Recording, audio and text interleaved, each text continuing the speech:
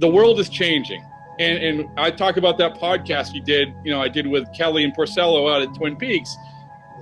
That is my job now. I'm sorry, that is my job. And if I'm presented with an opportunity to do a podcast where you're just sitting down and drinking beer and hanging out, which is going to be a better podcast, then that is the job. I know you know better than anyone. It's hard to tiptoe that line because you're trying to be the writer that potentially will rip these guys during the season, but then you're also sharing beers with them and having them on the podcast. So what's the hardest part about that relationship? It's a good question, and all I can answer, I think, Jared, we talked about this when we did the podcast before, and if you go back to Joe Kelly, I did a podcast with Joe Kelly where he talked about chasing Pokemon a month or so ago, and I said to him, I said, you know that if you do something stupid, I'm going to rip you. You have the relationship, the trust, and everything else to be able to say that to these guys. If I'm saying that you suck, it's not for a reason other than you suck.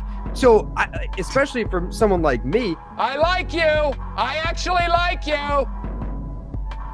But you're still a bum. It's like, dude, try and write for Barstool for one fucking day. Like, if you're mad at me for saying that you suck and putting a Snapchat filter on your fucking face, like you're gonna cry about that. Like, think of all the shit. Like, how many times a week do I get direct messages from Blue Jays fans telling me to get cancer? I had a fucking Blue Jays fan direct message my mom on Twitter, be like, your son needs to get cancer. It's like, dude, you couldn't fucking last a day in a blogger's life. You can't do it.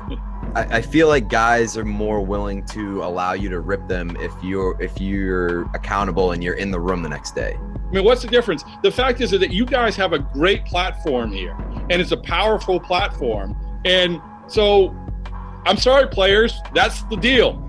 That's the deal that you're going to have to live with, that you guys are making your opinions off the information and the access that you have. That is just how the world is right now.